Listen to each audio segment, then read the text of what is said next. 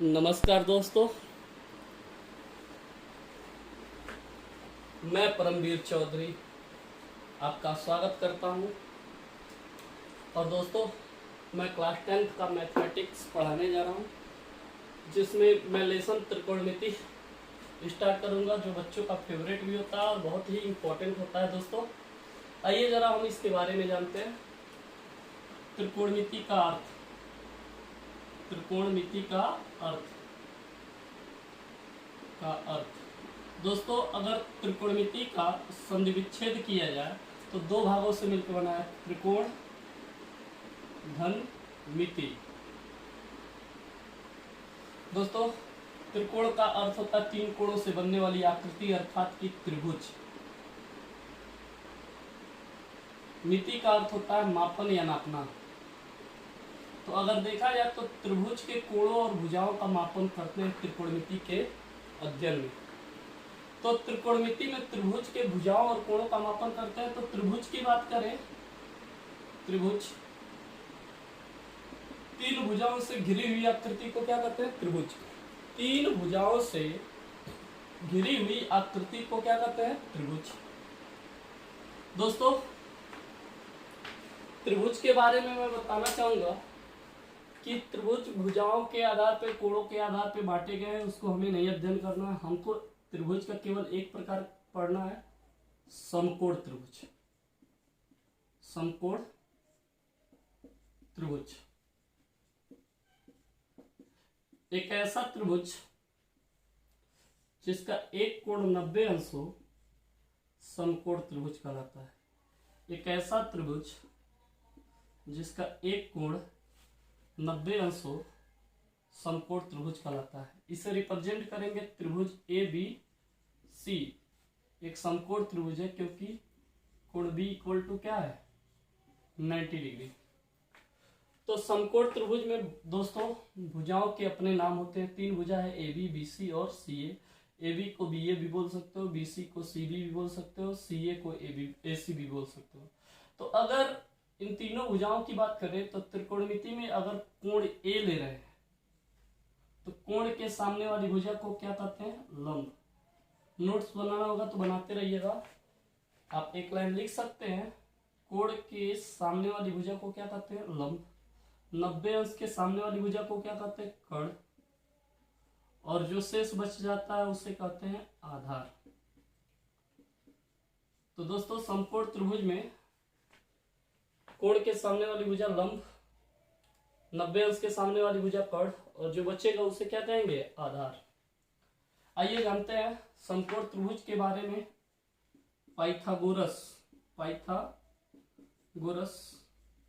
नामक वैज्ञानिक ने एक प्रमेय दिया था, जिसे पाइथागोरस का प्रमेय कहते हैं। इस प्रमेय से समकोण त्रिभुज के तीनों भुजाओं में संबंध ज्ञात होता है। और वो क्या है पाइथागोरस प्रमेय? कि किन्हीं दो समकोण त्रिभुज में दो छोटी भुजाओं के वर्गों का योग बड़ी भुजा के वर्ग के क्या होता है? बराबर। तो छोटी भुजा कौन है? लंब और आधार।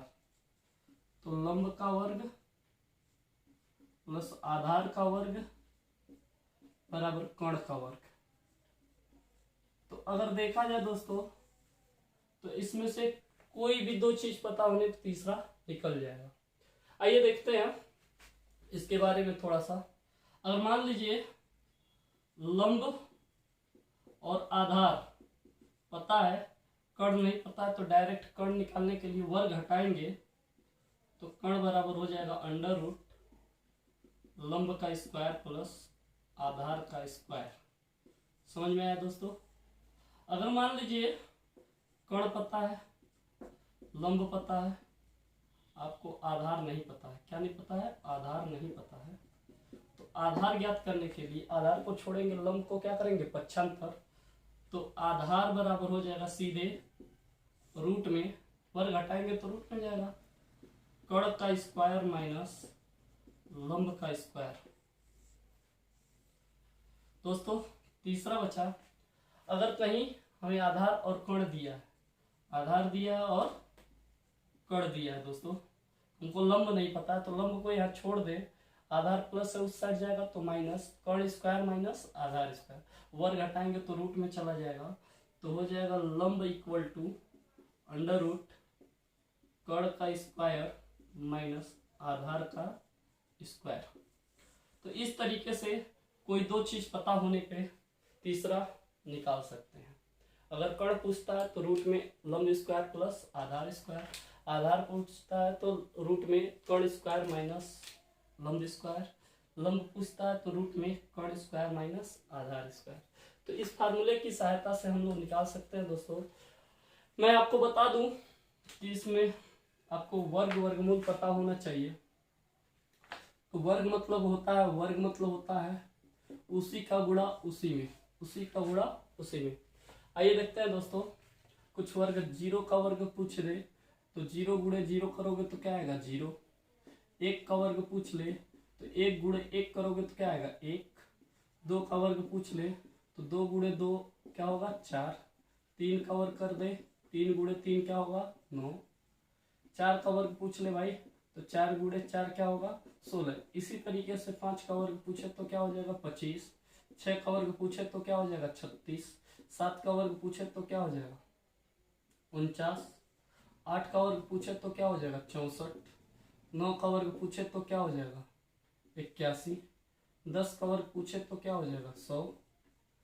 11 का वर्ग पूछे तो क्या हो जाएगा 121। 12 का वर्ग पूछे तो क्या हो जाएगा 144। 13 का वर्ग पूछे तो क्या होगा 169। 14 का वर्ग पूछे तो क्या होगा 196। 15 का वर्ग पूछे तो क्या होगा 225। हमें लगता है यहाँ तक हाई स्कूल के बच्चों को पता होना चाहिए। 25-30 तक भी याद कर लेंगे तो कोई दिक्कत नहीं होगा, लेकिन इतना तो कम से कम आपको याद करना ही है। इज दैट क्लियर दोस्तों? तो वर्ग पता होना चाहिए। लाइक दैट आइए हम लोग कुछ बातें जानने की कोशिश करते हैं। अगर आपको स्क्रीनशॉट लेना तो स्क्रीनशॉट ले सकते हैं।